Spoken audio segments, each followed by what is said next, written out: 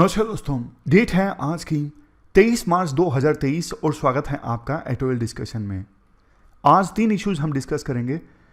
सबसे पहले article discuss करेंगे, डेथ पेनल्टी के तौर पे फांसी देना क्या सबसे बेस्ट यही अल्टरनेटिव है या फिर इंजेक्शन देकर मारा जाए डेथ पेनल्टी को इंप्लीमेंट करने के लिए, या फिर करंट देकर मारा जाए, या फिर गैस चैम्बर में छोड़ दिया जाए। ये भी क्या अच्छे अल्टरनेटिव हैं डेथ पेनल्टी को इंप्लीमेंट करने के लिए। चर्चा इस बात पर भी होनी चाहिए कि इवन कैपिटल पनिशमेंट ही सही है या गलत है। ये सारी चीजें इस आर्टिकल में डिस्कस करेंगे। ये जो आर्टिकल है वेस्ट एशिया में यूएस की पावर के ऊपर लिमिट्स से संबंधित ये आर्टिकल भी हम डिस्कस करेंगे सबसे लास्ट में। ये आर्टिकल इंपॉर्टेंट है। यहां पे ओल्ड पेंशन स्कीम की मांग की जा रही है कई सारे राज्यों में। कांग्रेस रूल्ड स्टेट्स ने इसे इंप्लीमेंट भी किया है, राजस्थान में, छत्तीसगढ़ में। लेकिन ओपीएस को इंप्लीमेंट करना गरीब लोगों के साथ अन्याय है, ऐसा राइटर बोलते हैं। क्यों बोलते हैं डिस्कस करेंगे इस आर्टिकल में बेसिक्स के साथ में। आगे बढ़े उससे पहले, आजकल देखो हम सब डिजिटली फोन पर बहुत ज्यादा टाइम वेस्ट करने लगे हैं। यह कड़वी सच्चाई है। एवरेज अगर निकालें तो जिसके पास मोबाइल है ना, ज्यादातर लोग 3 से 4 घंटे मोबाइल पर बिताते हैं। तो कंसेप्ट है डिजिटल मिनिमलिज्म का। ये एक ऐसी फिलॉसफी है जो कहती है टेक्नोलॉजी का यूज इस प्रकार से होना चाहिए, आप सिर्फ वही चीजें करो डिजिटली इंटरनेट पर जिसकी आपको आवश्यकता है। जैसे मान लीजिए आपको द हिंदू पढ़ना है तो सिर्फ और सिर्फ द हिंदू पढ़ो, सिर्फ और सिर्फ यूपीएससी से रिलेटेड आर्टिकल्स पढ़ो, इससे ज्यादा और कुछ नहीं। तो मतलब ये एक्टिविटी आपने केयरफुली डिसाइड की कि मुझे ये करना है, तो सिर्फ वही आप करोगे, इसके अलावा और कुछ नहीं करोगे। बट देखो दिक्कत क्या है, आज के समय में सभी प्लेटफॉर्म्स ना, इवन न्यूज़पेपर वाले प्लेटफॉर्म्स भी, द हिंदू, इंडियन एक्सप्रेस भी कुछ मतलब ऐसे ही चल पड़े हैं। चटपटी खबरों को रेकमेंड करने लगते हैं, फिर पता ही नहीं लगता कि किस चटपटी खबर पे आपने क्लिक की, कब आप यूट्यूब पे पहुंचे, कब शॉर्ट्स पे पहुंचे, कब वीडियोस में पहुंचे। बहुत सारा टाइम वेस्ट हो जाता है। तो डिजिटल मिनिमलिज्म का मतलब ही है कि आप डिसाइड कर लो आप कुछ ही समय बिताओगे इंटरनेट पर और सिर्फ उन एक्टिविटीज पर जो आपने डिसाइड की है, जिस पे आपको इंटरेस्ट है। अब इसी से संबंधित है एक और कंसेप्ट बेनेट प्रिंसिपल का। बेनेट प्रिंसिपल यह कहता है कि आप ना इंटरनेट को पैसिवली नहीं कंज्यूम करोगे कि बस यूट्यूब खोल के बैठ गए, कुछ भी रिकमेंडेशंस में आता जा रहा है, बस कुछ भी देखते जा रहे हो बिना दिमाग लगाए कि मुझे क्या रिकमेंड किया जा रहा है। नहीं, बेनेट प्रिंसिपल यह बोलता है कि आप इंटरनेट इस्तेमाल करोगे एक्टिवली। एक्टिवली मतलब ऐसी स्किल्स सीखने के लिए जिनका फिजिकल वर्ल्ड में यूज हो। फॉर एग्जांपल छोटी सी बात है, डांस सीखना। डांस आपने सीख लिया इंटरनेट की सहायता से, उसका फिजिकल वर्ल्ड में यूज है। कुछ ऐसी स्किल्स सीख ली इंटरनेट की सहायता से जिसका फिजिकल वर्ल्ड में यूज है। For example notes banana, notes कैसे बनाए यूपीएससी की तैयारी करने के लिए। तो ये कहता है बेनेट प्रिंसिपल कि आप पैसिवली इंटरनेट मत कंज्यूम करो कि जो बस चला लिया, जो सामने आ रहा है देखते गए, बल्कि एक्टिवली डिसाइड करो कि कैसे मैं इंटरनेट से स्किल सीख के फिजिकल वर्ल्ड में उसका इस्तेमाल कर सकता हूं। ये देखो इसलिए भी जरूरी है क्योंकि आज के समय में ना सोलिट्यूड डेप्रिविएशन बढ़ रहा है। क्या मतलब है सोलिट्यूड डेप्रिविएशन का? इसका मतलब यह है हम ऑलमोस्ट ना 0 टाइम बिताते हैं अपने आप पर। क्या मतलब हम अपने आप को समय देते हैं सोचने के लिए? नहीं। जब भी हमें 10 सेकंड भी हम बोर नहीं होना चाहते, जैसे ही कुछ भी सेकंड्स हमें फ्री मिले हम मोबाइल खोल के देखना चाहते हैं। लेकिन पहले के लोग क्या हुआ करते थे, सोचते बहुत थे क्योंकि एंटरटेनमेंट के इतने सोर्सेज नहीं थे, विचार अपने क्लियर हो जाते थे, थॉट प्रोसेस क्लियर होती थी। लेकिन आज के समय में ना बंदा अपने विचारों पर टाइम बिताता ही नहीं है। समझ गए? इसके बाद एक कंसेप्ट है डिजिटल डीक्लटर का। इंटरनेट की एडिक्शन छोड़नी है ना, कुछ दिनों तक तो ना आप ब्रेक ले लो, टेक्नोलॉजी ब्रेक की मैं कुछ दिनों के लिए तो टेक्नोलॉजी यूज करूंगा ही नहीं, खास करके मोबाइल जैसा। फिर धीरे धीरे अपनी लाइफ में टेक्नोलॉजी को री इंट्रोड्यूस करो सिर्फ उन्हीं एक्टिविटीज के लिए जिसकी आपको आवश्यकता है। नेक्स्ट है social media paradox. Social media paradox का मतलब देखो ये है, सोशल मीडिया जैसे ट्विटर, फेसबुक, इंस्टाग्राम, ये ना एक समय हमें कनेक्टेड फील करवाते हैं वर्ल्ड से। हम देख पाते हैं कि वर्ल्ड में क्या चल रहा है, दूसरी तरफ वर्ल्ड में क्या कुछ चल रहा है, लोगों की फोटो देख देख के, इमेजेस देख देख के हमें और अकेलापन महसूस होता है, सैड महसूस होता है कि मैं क्या कर रहा हूं। तो ये सोशल मीडिया पैराडॉक्स है। तो ये 5 चीजें बतानी जरूरी थी जिनको आप इस्तेमाल कर सकते हो ऐसे में या फिर दूसरी जगह पे। अब चलिए डिस्कशन स्टार्ट करते हैं। First important article capital punishment से संबंधित है। आप जीएस पेपर सेकंड के इस टॉपिक से और जीएस पेपर 4 में एथिक्स से भी इस आर्टिकल को रिलेट किया जा सकता है। क्या कंटेस्ट है? देखो, कैपिटल पनिशमेंट होनी चाहिए नहीं होनी चाहिए, मतलब कोर्ट के द्वारा जो डेथ पेनल्टी दी जाती है क्या ये होनी चाहिए या फिर नहीं होनी चाहिए, इस पर ना सुप्रीम कोर्ट के काफ़ी सारे वर्डिक्ट्स आ चुके हैं। 1980 में Bachchan Singh versus state of Punjab case आया था। इस केस में सुप्रीम कोर्ट ने अपना वर्डिक्ट देते हुए डेथ पेनल्टी को अपहेल्ड किया था। मतलब सुप्रीम कोर्ट ने कहा था कि यस, डेथ पेनल्टी सही है, बट इसे दिया जाना चाहिए कोर्ट्स के द्वारा सिर्फ रेयरेस्ट ऑफ रेयर केस में, और ये कोर्ट ही तय करेगी कौन सा जो केस है वो रेयरेस्ट ऑफ रेयर है जिसमें डेथ पेनल्टी जुडिशरी के द्वारा दी जा सकती है। इसके बाद 1983 में एक और केस आया, Deen Dayal versus union of India and others case. अब ना इस केस में इस बात पर सुप्रीम कोर्ट ने फैसला दिया था, क्या जो डेथ पेनल्टी दी जाती है हमारे देश में आपको पता है फांसी पर लटका कर डेथ पेनल्टी दी जाती है। तो सुप्रीम कोर्ट ने इस केस में फैसला किया था कि जो ये फांसी पर लटकाया जाता है ना डेथ पेनल्टी में, ये जितना पेनलेस हो सकता है उतना पेनलेस है। मतलब कोई और अल्टरनेटिव नहीं है जिसमें कम पेन हो और डेथ भी हो जाए। मतलब 1983 के इस केस में, Deendayal versus union of India case में, सुप्रीम कोर्ट ने यह डिसाइड किया कि फांसी देना अभी बेस्ट ऑप्शन है क्रिमिनल को डेथ देने के लिए। ये सबसे कम पेनफुल है उस समय जो अल्टरनेटिव मौजूद थे एज कंपेरिजन टू, ये सुप्रीम कोर्ट ने डिसाइड किया था। बट देखो, इस वर्डिक्ट को आए 40 साल पूरे हो गए, अब एक बार फिर से डिबेट स्टार्ट हो गई है, क्या फांसी देकर मारना ये सबसे बेस्ट अल्टरनेटिव है? आज के समय में तो नई रिसर्च हो चुकी है, इंजेक्शन देके मारा जाता है, करंट देके मारा जाता है, क्या वो लेस पेनफुल नहीं है?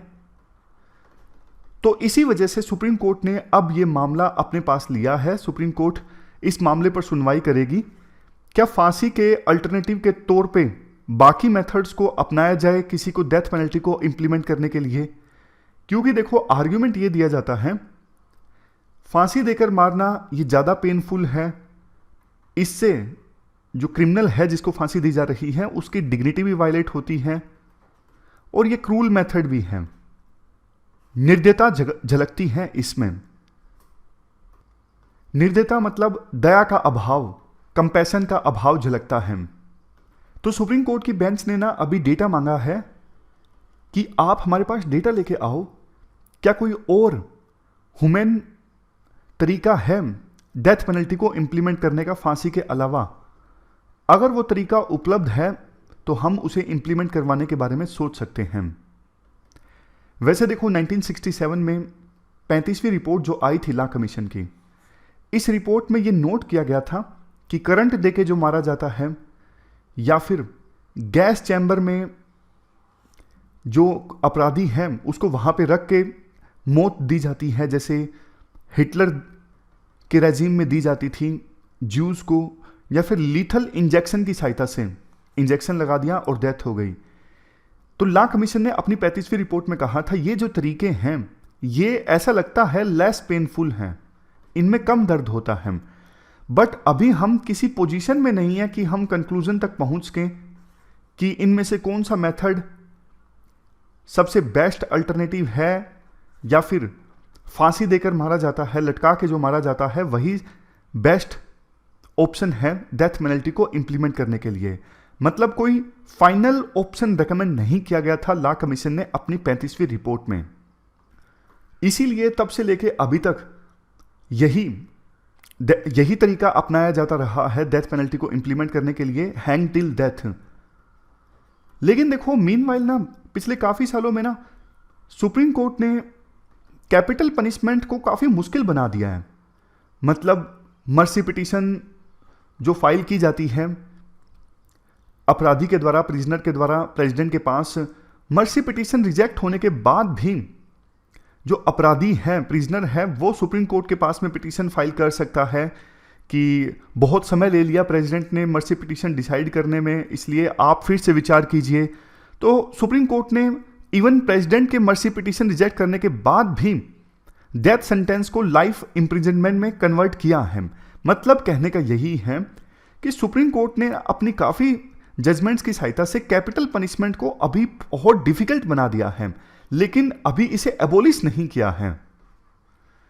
कैपिटल पनिशमेंट को खत्म किया जाए ना किया जाए ये अलग से डिबेट है। अभी तक हम बात कर रहे थे कि डेथ पेनल्टी जो दी जाती है वो फांसी की सहायता से दी जाए या ना दिया जाए, लेकिन अपने आप में ही कैपिटल पनिशमेंट को खत्म कर दिया जाए, डेथ पेनल्टी को खत्म कर दिया जाए, ये एक अलग डिबेट है। 1 मिनट में मैं आपको आर्ग्यूमेंट्स बता देता हूं। जैसे कैपिटल पनिशमेंट के फेवर में आर्ग्यूमेंट दिया जाता है रेट्रीब्यूशन, कि किसी विक्टिम को मारा गया है, उसे इंसाफ दिलवाने के लिए जिसने विक्टिम को मारा है उसको भी डेथ पेनल्टी दी जाए। मतलब ये वो वाला आर्ग्यूमेंट है कि आंख के बदले आंख, ये बिल्कुल सही है, इसी से विक्टिम को इंसाफ दिया जा सकता है। दूसरा आर्ग्यूमेंट कैपिटल पनिशमेंट के पक्ष में यह दिया जाता है, डेटरेंस पैदा होता है, मतलब डर पैदा होता है, खौफ पैदा होता है अपराधियों के मन में। वो किसी को मारते नहीं हैं। जैसे देखो, योगी प्रशासन के बारे में बोला जाता है, यूपी में उन्होंने लैंड ऑर्डर की व्यवस्था अच्छी की, कैसे? डर पैदा करके अपराधियों में। मतलब कुछ एक्सपर्ट्स का ये मानना है, उस डिबेट में मत जाइएगा, राजनीतिक डिबेट में कि उन कानूनी व्यवस्था ठीक हुई है नहीं हुई है, लेकिन योगी प्रशासन ने डेटरेंस क्रिएट करने की कोशिश की है, डर पैदा करने की कोशिश की है। तो कैपिटल पनिशमेंट से ना डर पैदा होता है। नेक्स्ट आर्ग्यूमेंट कैपिटल पनिशमेंट के पक्ष में दिया जाता है, आर्टिकल 21 में कहा गया है कि राइट टू लाइफ है सबके पास, लेकिन किसी की लाइफ ली जा सकती है according to procedure established by law. तो कैपिटल पनिशमेंट जो दी जाती है वो कानून के हिसाब से ही है, इसमें गलत नहीं है। इवन सेफ्टी इंश्योर करना, सभी नागरिकों की सेफ्टी इंश्योर करना सरकार का कर्तव्य है, सरकार की ड्यूटी है। तो कैपिटल पनिशमेंट की सहायता से डर पैदा होता है और सेफ्टी इंश्योर होती है सिटीजन्स के लिए। तो ये एक आर्ग्यूमेंट कैपिटल पनिशमेंट के पक्ष में। खिलाफ में कौन से आर्ग्यूमेंट दिए जाते हैं? गांधी जी का कोट है, आंख के बदले आंख, हत्या के बदले हत्या। इससे तो देखो पूरा वर्ल्ड ब्लाइंड हो जाएगा। हर कोई आंख के बदले आंख मांगेगा तो पूरा वर्ल्ड ब्लाइंड होने की दिशा में आगे बढ़ेगा। नेक्स्ट, ये एक प्रकार से ना स्टेट का कल्चरल वायलेंस है, गलत है। नेक्स्ट, इमोरल है ये, मतलब कैपिटल पनिशमेंट देना मानव सभ्यता के अगेंस्ट है, मानव सभ्यता की वैल्यूज के अगेंस्ट है। मौका मिलना चाहिए क्रिमिनल को एक और कि उसका रिहेबिलिटेशन हो सके। गांधी जी कहा करते थे, अपराध से नफरत करो ना कि अपराधी से। तो ये कुछ आर्ग्यूमेंट हैं जो कैपिटल पनिशमेंट के अगेंस्ट दिए जाते हैं। अब देखो, लास्ट में कंक्लूजन ये निकालते हैं राइटर कि ना वैसे ऐसा कोई मेथड नहीं है जिससे ना डिग्निटी ना वायलेट हो प्रिजनर की, जिसको डेथ पेनल्टी दी जाती है। तो आर्टिकल का तो व्यू ये है, आर्टिकल जिन्होंने लिखा है उन्होंने तो डिसाइड कर लिया है कि कैपिटल पनिशमेंट को ही पूरी तरह से खत्म कर दिया जाए।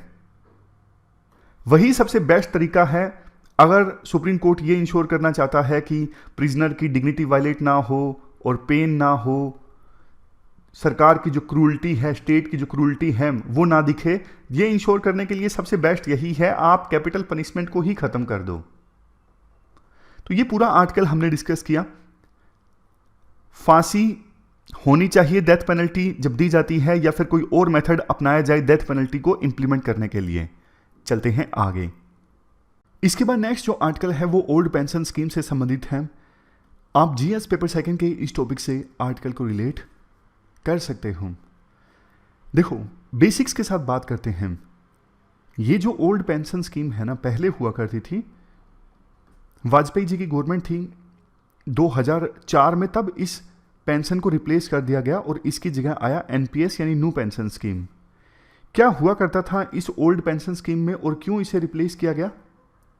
इस ओल्ड पेंशन स्कीम में क्या हुआ करता था, फॉर एग्जांपल कोई सरकारी एम्प्लॉय है महेश की लास्ट जो सैलरी आई, बेसिक सैलरी, वो 50,000 है और महेश रिटायर हो गया। तो रिटायर होने के बाद में लास्ट जो उसकी बेसिक सैलरी थी ना 50,000, उसका 50% यानी 25,000 उसे पेंशन के तौर पे मिलेगा तब तक जब तक महेश की डेथ नहीं हो जाती। सिंपल कंसेप्ट था, लास्ट बेसिक जो सैलरी है उसका 50% पेंशन के तौर पे मिलेगा रिटायर होने के बाद, और तब तक मिलेगा जब तक डेथ नहीं हो जाती। इसके अलावा डीए भी मिलेगा जो सरकार 1 साल में 2 बार देती है। डीए मतलब महंगाई भत्ता, इन्फ्लेशन के हिसाब से सरकार जो महंगाई भत्ता देती है उसका लाभ भी मिलेगा। अब इसमें ना सर्टेनिटी हुआ करती थी कि इतनी पेंशन मिलेगी ही मिलेगी सरकारी कर्मचारी को रिटायर होने के बाद में। लेकिन नुकसान क्या हो रहा था, सरकारी कर्मचारी अपनी तरफ से ना अपनी सैलरी से कुछ कंट्रीब्यूट नहीं करता था पेंशन कोपस में। मतलब पूरा का पूरा जो बर्डन था ना वो सरकार के ऊपर आता था, और सरकार के एक्सपेंडिचर में ना पेंशन की जो लायबिलिटी थी ना वो बढ़ती जा रही थी। जबकि हम इकोनॉमी में पढ़ते हैं सैलरीज पे, पेंशन्स पे कम से कम खर्च होना चाहिए अगर देश में डेवलपमेंट आनी है तो। कैपिटल एक्सपेंडिचर ज़्यादा होना चाहिए, जैसे रोड्स बना दी, अच्छे ब्रिज बना दिए, इससे पूरे देश में डेवलपमेंट आता है और इसका लाभ सभी लोगों को होता है, ना सिर्फ सरकारी लोगों को जो सरकारी एम्प्लॉइज हैं। और आने वाले दिनों में तो ये पेंशन का बर्डन और भी ज़्यादा बढ़ता जा रहा था सरकार के ऊपर, इसलिए सरकार ने डिसाइड किया कि इसे ख़त्म कर दिया जाए और इसकी जगह लाया जाए एक नया पेंशन सिस्टम जिसका नाम है एनपीएस। अब इस एनपीएस में क्या है, एनपीएस में ना जो पब्लिक एम्प्लॉइज है ना उनको अपनी सैलरी से कंट्रीब्यूट करना होता है पेंशन फंड में। जैसे महेश है, महेश की सैलरी कितनी है, 50,000 बेसिक सैलरी, तो इसका 10% महेश कंट्रीब्यूट करेंगे पेंशन फंड में। 10% कितना हो गया, 5,000। और जो एम्प्लॉयर है वो अप टू 14% कंट्रीब्यूट कर सकते हैं। जैसे महेश ने कंट्रीब्यूट किया अपनी बेसिक सैलरी का 10% और सरकार कंट्रीब्यूट कर सकती है up to 14% of Mahesh basic salary which is 50,000। तो इस नई पेंशन स्कीम में क्या हुआ, सरकार ने अलग से एक फंड बना दिया जिसमें कंट्रीब्यूशन जाता है कुछ सरकार की तरफ से, कुछ कर्मचारी की तरफ से, यानी सरकारी ऑफिशियल की तरफ से।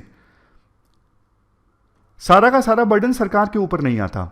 बाद में ये जो पैसा है ना जो इकट्ठा हुआ वो इन्वेस्ट किया जाता है इन्वेस्टमेंट स्कीम्स में थ्रू पेंशन फंड मैनेजर्स। इसका क्या फायदा होता है, पहले तो देखो सरकार को पैसा देना पड़ता था अपनी जेब से, अब सरकार ने ले लिया और इन्वेस्ट कर दिया इन्वेस्टमेंट स्कीम में। इन्वेस्टमेंट स्कीम से रिटर्न्स आएंगे या फिर जो पैसा इकट्ठा हुआ है वही दे दिया जाएगा सरकारी ऑफिशियल्स को रिटायर होने के बाद में। और जो दिया जाएगा ना वो किस फॉर्म में दिया जाएगा, मान लीजिए कई सालों तक सर्विस की महेश ने और पैसा इकट्ठा हो गया 1 करोड़, तो 1 करोड़ का 60% तो देखो टैक्स फ्री है, 60 लाख तो महेश को दे दिए जाएंगे सीधे सीधे। लेकिन रिमेनिंग जो 40% है ना 40 लाख, उसको इन्वेस्ट किया जाएगा एन्युनिटीज में। एन्युनिटीज मतलब एक प्रकार से कॉन्ट्रैक्ट होता है इंश्योरेंस कंपनीज के साथ में कि हम आपको पैसा देते हैं इतना और आप हमको मंथली बेसिस पे कुछ पेमेंट कीजिए। वो भी एक प्रकार से पेंशन ही हो गया ना। जैसे महेश ने अपना 40 लाख रुपए इन्वेस्ट कर दिया एन्युनिटी के तौर पे, तो 40 लाख का कॉन्ट्रैक्ट हो गया इंश्योरेंस कंपनी के साथ में। अब वो इंश्योरेंस कंपनी मंथली पेमेंट देगी महेश को। वो मंथली पेमेंट एक प्रकार से वो हो गया, पेंशन ही हो गया। तो ये डिफरेंस है ओल्ड पेंशन स्कीम और न्यू पेंशन स्कीम में। अगर फिर से समराइज करूं, ओल्ड पेंशन स्कीम में कोई कंट्रीब्यूशन नहीं होता था सरकारी ऑफिशियल्स के द्वारा। न्यू पेंशन स्कीम में उनको कंट्रीब्यूशन देना पड़ता है 10% ऑफ अपना basic salary. New pension scheme में सारा खर्चा सरकार नहीं वहन करती, सरकार अप टू 14% कंट्रीब्यूट कर सकती है, बाकी 10% कंट्रीब्यूट करना पड़ता है पब्लिक ऑफिशियल के द्वारा। और सर्टेनिटी है ओल्ड पेंशन स्कीम में, जितनी बेसिक सैलरी है उसका 50% तो मिलेगा ही पेंशन के तौर पे। इसमें देखो इन्वेस्टमेंट की जाएगी पब्लिक फंड मैनेजर्स के द्वारा, जितना रिटर्न्स मिलेगा उसके हिसाब से पैसा मिलेगा एम्प्लॉइज को। तो पता नहीं कितनी की पेंशन बनेगी, अगर रिटर्न्स ज़्यादा आए तो ज़्यादा पेंशन बनेगी, समझ गए। तो ये डिफरेंस है। अब देखो हुआ क्या है, हुआ ये है कि अपोजिशन रूल जो स्टेट्स हैं ना, जैसे कांग्रेस रूल जो स्टेट्स हैं राजस्थान, छत्तीसगढ़, ये ओल्ड पेंशन स्कीम को फिर से इंप्लीमेंट कर रहे हैं। अब एक्सपर्ट्स का ये बोलना है ये प्योर राजनीति है, इसके अलावा और कुछ नहीं है। मतलब डेटा के बेस पे भी कहा जा सकता है कि ये राजनीति है, लेकिन इससे बहुत नुकसान होगा। इवन मोन्टेक सिंह अहलूवालिया ने बोला कि ओल्ड पेंशन स्कीम लेके आना ये एक प्रकार से वैसा है जैसे स्टेट को बैंकरप्सी की तरफ ले जाना है, स्टेट को दिवालिये होने की तरफ ले जाना है। ओल्ड पेंशन स्कीम में दिक्कत थी, सरकार के ऊपर बर्डन बढ़ता जा रहा था पेंशन का, तभी तो एनपीएस आया। अब आज के आर्टिकल में राइटर भी यही डेटा की सहायता से साबित करने की कोशिश करते हैं। राइटर ये बोलते हैं, देखो एक क्लास 4 जो एम्प्लॉय है ना, क्लास 4 एम्प्लॉय जो पीएन होता है, वो भी 7th पे कमीशन के बाद में बेसिक सैलरी उठाता है 25,000 रुपये। ध्यान दीजिएगा डेटा पे। राइटर कहते हैं इवन क्लास 4 एम्प्लॉयज जिसमें माली, पीएन ये आते हैं, इनकी बेसिक सैलरी 7th पे कमीशन के लागू होने के बाद में 25,000 है कम से कम।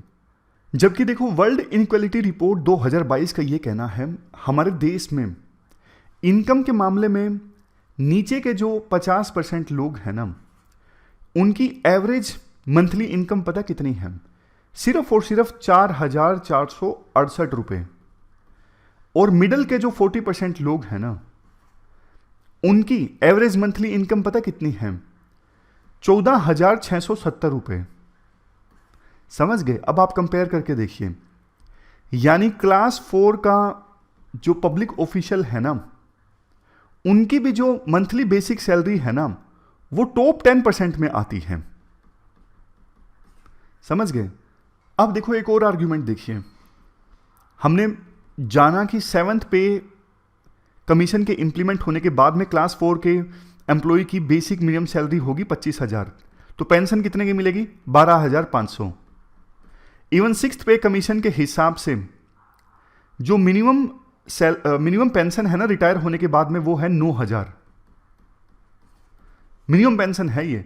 जबकि देखो सरकार बहुत सारी सोशल पेंशन स्कीम चलाती है, जैसे बूढ़े लोगों के लिए, विडोज के लिए, डिफरेंटली एबल पर्सन्स के लिए। 14 स्टेट्स में तो ये सोशल सिक्योरिटी पेंशन है ना 500 रुपये से ऊपर नहीं है, कुछ स्टेट्स में ये 2,000 है। तो मतलब राइटर का ये कहना है ये जो ओल्ड पेंशन स्कीम है ना, ये इनइक्वालिटी को कम करने की कोशिश नहीं करती हैं, बल्कि इंक्रीज ही करने की कोशिश करती हैं। क्यों? क्योंकि देखो जो गरीब इंसान है ना, जिसकी मंथली एवरेज इनकम 5,000 है, जो नीचे के 50% में आते हैं, या फिर मिडिल के 40% लोग हैं जिनकी मंथली एवरेज इनकम जो है वो 14,000 से लेके 15,000 के बीच में है। टैक्स तो ये भी देते हैं ना, ये माना कि डायरेक्ट टैक्स नहीं देते, लेकिन इनडायरेक्ट टैक्स तो देते हैं ना। मार्केट में ये कोई चीज़ खरीदते हैं तो ये जीएसटी वगैरह देते हैं, इनडायरेक्ट टैक्स पे करते हैं। सरकार को जो टैक्स मिलता है उसका सरकार को इस्तेमाल करना चाहिए ऐसे कि ना इनइक्वालिटी देश में कम से कम हो। बट ये जो स्कीम है ना, ये टॉप के 10% में आते हैं जो सरकारी कर्मचारी, उन्हीं को फायदा पहुंचाने वाली बात है, और पैसे यूज होंगे इवन गरीब लोगों के भी। तो इनइक्वालिटी कैसे कम हुई? नहीं हुई, बल्कि बढ़ी है अगर ये स्कीम इंप्लीमेंट होती है तो। ये इसके बाद राइटर बोलते हैं तो वही बात हो गई, सरकारों की सोच ये है कि आने वाले समय में ये इंप्लीमेंट होगी स्कीम, अभी हमें तो 5 साल के लिए रूल करना है, तो मतलब विजन नहीं है बिल्कुल भी। आप तो चले जाओगे, लेकिन फ्यूचर में उस समय जो सरकारें होंगी उनका बेचारों का क्या होगा? फिर श्रीलंका जैसी सिचुएशन पैदा हो जाएगी। ये सोच सही नहीं है। अभी भी कुछ राज्य ऐसे हैं जो 7th पे कमीशन नहीं इंप्लीमेंट कर पाए हैं, उनके पास पैसे नहीं है, या फिर 6th पे कमीशन इंप्लीमेंट होने के बाद में जो बकाया देना था, जो पुराना बकाया देना था एम्प्लॉइज को या एरियर के तौर पे, वो नहीं दे पाए हैं, और बात चल रही है पुरानी पेंशन सिस्टम को, पुरानी पेंशन स्कीम को इंप्लीमेंट करने की। सीधा सीधा लॉजिक है, देखो इसमें कोई मतलब कॉम्प्लिकेटेड लॉजिक नहीं है। अगर पब्लिक ऑफिशियल्स को जो पेंशन जाएगी उस पर सरकार का बर्डन इंक्रीज होगा, उसका कंट्रीब्यूशन एक्सपेंडिचर में ज़्यादा होगा, तो सरकार जाहिर तौर पे दूसरी चीज़ों पे कम खर्च करेगी। इवन जो दूसरी स्कीम्स हैं, जैसे मनरेगा जैसी स्कीम्स हैं गरीब लोगों के लिए, और स्कीम्स हैं गरीब लोगों के लिए, उन पे सरकार कम खर्चा करेगी। फिर उन पर खर्चा करना ज़्यादा अच्छा सॉल्यूशन है बजाय कि पब्लिक ऑफिशियल के पेंशन के ऊपर, ऐसा राइटर का मानना है। तो ये पूरा आर्टिकल हमने डिस्कस किया, चलते हैं आगे। इसके बाद नेक्स्ट आर्टिकल वेस्ट एशिया में अमेरिकन पावर की लिमिट्स से संबंधित है। देखो 1979 में क्या हुआ था, ईरान में इस्लामिक रेवोल्यूशन आया था, जो शाह रेजीम था वो ध्वस्त हो गया था। शाह रेजीम की काफ़ी नज़दीकियाँ थी यूएस के साथ में। इसके साथ साथ यूएसएसआर ने अफगानिस्तान में अपनी रेड आर्मी भेज दी थी। तो उस सिचुएशन में ना, जब वेस्ट एशिया में यूएस का इन्फ्लुएंस कम हो रहा था, उनके जो राष्ट्रपति थे जिमी कार्टर, उन्होंने एक बात बोली थी, अगर देखो किसी आउटसाइड फोर्स ने, फॉर एग्जांपल इस केस में यूएसएसआर ने, जिसने अपनी रेड आर्मी भेजी थी अफगानिस्तान में, तो यूएस के प्रेसिडेंट ने ये बोला था, अगर किसी बाहरी फोर्स ने पर्शियन गल्फ रीजन में कंट्रोल इस्टेब्लिश करने की कोशिश की तो इसे यूएस के इंटरेस्ट के अगेंस्ट माना जाएगा, यूएस के हितों के ऊपर हमला माना जाएगा और इसका यूएस जवाब देगा किसी भी तरीके से, इंक्लूडिंग मिलिट्री फोर्स से। तो ये कार्टर का डॉक्ट्रिन था। इस कार्टर के डॉक्ट्रिन की बदौलत किसी आउटसाइड फोर्स ने अपना कंट्रोल इस्टेब्लिश नहीं किया पर्शियन गल्फ रीजन में इतने सालों तक। मतलब 1980 से ये कार्टर डॉक्ट्रिन चला आ रहा है। यूएस ने अपना इन्फ्लुएंस बरकरार रखा पर्शियन गल्फ रीजन में, लेकिन अब सिचुएशन चेंज हो रही है। अब तो देखो ईरान और सऊदी अरेबिया दोनों राइवल पावर्स हैं, इनके बीच में चाइना ने समझौता करवा दिया, चोरी छुपे, किसी को पता भी नहीं लगा था। जब समझौता हुआ तब दुनिया को पता लगा। तो आउटसाइड फोर्स एक बार फिर से पर्शियन गल्फ रीजन में अपना कंट्रोल इस्टेब्लिश करने की कोशिश कर रही है, बट यूएस कुछ नहीं कर पा रहे हैं। और इसके लिए देखो कहीं ना यूएस की गलतियां ही जिम्मेदार हैं। आज के समय में यूएस का ज्यादा फोकस कहां पे है? यूक्रेन वार पे है, इंडो पैसिफिक रीजन पे है, पर्शियन गल्फ में नहीं है। पर्शियन गल्फ में ना यूएस ने काफी गलतियां की। जैसे इराक में 2003 में हमला किया, पहले सद्दाम हुसैन का रूल था, लेकिन बाद में पूरा इराक ही ध्वस्त हो गया। मतलब डिक्टेटरशिप तो खत्म हुई लेकिन डेमोक्रेसी कभी नहीं आज की। इराक काफी कमजोर हो गया और यूं कहें कि इराक ईरान के पाले में चला गया, वहां पे ईरान का इन्फ्लुएंस बहुत ज्यादा बढ़ गया। तो गलत नहीं होगा। पहले वहां पे चूंकि सद्दाम हुसैन देखो सुन्नी थे, तो सुन्नी रेजीम था वहां पे, लेकिन जैसे ही सद्दाम हुसैन गद्दी से हटे ना, ईरान का इन्फ्लुएंस बढ़ता गया। ईरान शिया डोमिनेटेड कंट्री है। इसके अलावा देखो और भी बहुत सारे नुकसान हुए इराक के ऊपर अटैक करने के। अल कायदा और ज़्यादा पावरफुल हो गया। इराक के टूटने की वजह से इराक में सिविल वार सा स्टार्ट हो गया, तो वहाँ पे इस्लामिक स्टेट जैसे संगठन उभर के आए, जिसका खामियाजा पूरे वर्ल्ड को भुगतना पड़ा, ना सिर्फ इस वेस्ट एशिया को बल्कि पूरे वर्ल्ड को भुगतना पड़ा। अब सीरिया का एग्जाम्पल दिया जाता है। सीरिया में यूएस चाहता था असद रेजीम खत्म हो। इवन यूएसए के जो एलाई कंट्रीज हैं वेस्ट एशिया में, सऊदी अरेबिया जैसे, ये भी चाहते थे कि असद सत्ता से जाएं। बट यूएस ने ना अपनी सेना नहीं भेजी सीरिया में। यूएस बस ऊपर ऊपर से खेलता रहा। इसका नतीजा ये निकला, जो यूएस के दुश्मन देश है ना, रशिया, ईरान, उन्होंने जल्दी से अपनी सेना भेज दी सीरिया में और असद रेजीम बच गया। समझ गए? तो इससे यूएसए के एलाइज को ठेस पहुंची कि यार हमारा दोस्त था यूएस, इन्होंने सेना नहीं भेजी, अगर समय पे सेना भेज देता तो फिर असद को सत्ता से हटाया जा सकता था। अब इसके बाद एग्जाम्पल दिया जाता है लीबिया का। लीबिया पर भी पहले गद्दाफी रूल कर रहे थे, लेकिन वहां पे यूएन के मैंडेट से बाहर जाके यूएस ने काम किया, गद्दाफी को पकड़ा गया, मारा गया। उसके बाद लीबिया में भी इंस्टेबिलिटी आ गई काफी ज्यादा। मतलब यूएस ने काफी गलतियां की। और देखो सीरिया में सेना इसलिए नहीं भेजी यूएस ने क्योंकि इराक में वो फंस चुका था, अफगानिस्तान में फंस चुका था। वो नहीं चाहता था कि सीरिया में फिर से फंसे। तो उस समय यूएस के राष्ट्रपति थे ओबामा, उन्हें रियलाइज हो गया था इससे अच्छा ये है वेस्ट एशिया में जो हमारा दुश्मन है ना ईरान, इससे समझौता कर लिया जाए। तो P5+1 की डील साइन हुई ईरान के साथ में, बट वो डील ज़्यादा दिन तक नहीं चली। ट्रंप आए, उन्होंने डील को डिस्ट्रॉय कर दिया। बट जब ये डील साइन हुई थी ना ईरान के साथ में, वेस्ट एशिया में यूएस के जो एलाई कंट्रीज थे, सऊदी अरेबिया, इजराइल, उनको भी ये डील पसंद नहीं थी। उनको लगता था कि यूएस ने हमारे इंटरेस्ट के खिलाफ जाके काम किया और ईरान के साथ डील साइन कर ली। इसके बाद क्या हुआ, यूएस को ये लगने लगा डील के डिस्ट्रॉय होने के बाद में कि हम ज़्यादा ध्यान नहीं दे पाते पर्शियन गल्फ रीजन में, तो यहां पे ना हमारी तरफ से कोई और ध्यान दे, इजराइल। समझ गए? यूएस जो हमेशा से इजराइल का अलाय कंट्री रहा है, उसने कोशिश की कि इजराइल के गल्फ कंट्रीज जिनके साथ अभी तक दुश्मनी थी, यूएई जैसे देश, उनके साथ इजराइल के रिश्ते इंप्रूव हो जाए। तो अब्राहम अकॉर्ड के अनुसार इजराइल और यूएई के रिश्ते नॉर्मलाइज हो गए। यूएस को लगता था कि इजराइल हमारे इंटरेस्ट का ख्याल रखेगा वेस्ट एशिया में, बट देखो ऐसा भी नहीं हुआ। इजराइल ना सिर्फ इजराइल बल्कि यूएई जैसे देश जो थे वो भी अपने अपने डिसीजन खुद लेने लगे यूएस से बाहर जाकर। जैसे यूएस ने इजराइल को बोला कि आप रशिया की मदद कीजिए, यूक्रेन रशिया वार में वेपन्स दीजिए यूक्रेन को, इजराइल ने साफ तौर पे मना कर दिया कि भैया हम नहीं देंगे। सऊदी अरेबिया जो यूएस चाहता था कि सऊदी अरेबिया भी इजराइल के साथ रिश्ते नॉर्मलाइज करे, सऊदी अरेबिया ने मना कर दिया कि भैया हम इजराइल के साथ रिश्ते नॉर्मलाइज नहीं करेंगे। बल्कि इसके ठीक विपरीत सऊदी अरेबिया ने चाइना की मीडिएशन के थ्रू ईरान के साथ रिश्ते ठीक कर लिए, जो यूएस के इंटरेस्ट के अगेंस्ट हैं। तो मतलब अब ना इवन यूएसए के अलाइ कंट्रीज भी ना अपना अपना इन्फ्लुएंस खुद इस्टेब्लिश करने की कोशिश कर रहे हैं, और चाइना जो है वो अपने इकोनॉमिक इंटरेस्ट यहां पे प्रोटेक्ट करना चाहता है। यूएस की पावर काफी कम हो गई है, लेकिन यूं बोले यूएस की पावर यहां से खत्म हो गई है वो गलत होगा, क्योंकि देखो अभी भी यूएस के यहां पे कई थाउजेंड जो ट्रूप्स हैं वो डिप्लॉयड हैं, कई सारे मिलिट्री बेसिस हैं यूएस के यहां पे। तो यूएस यहां पे एक बड़ा प्लेयर रहेगा, इससे तो इनकार नहीं किया जा सकता है। तो ये पूरा आर्टिकल हमने डिस्कस किया वेस्ट एशिया में यूएस की पावर के ऊपर लिमिट्स से संबंधित। तो ये थी हमारी आज की डिस्कशन। फिलहाल इस डिस्कशन में इतना ही है। Thank you very much for discussion.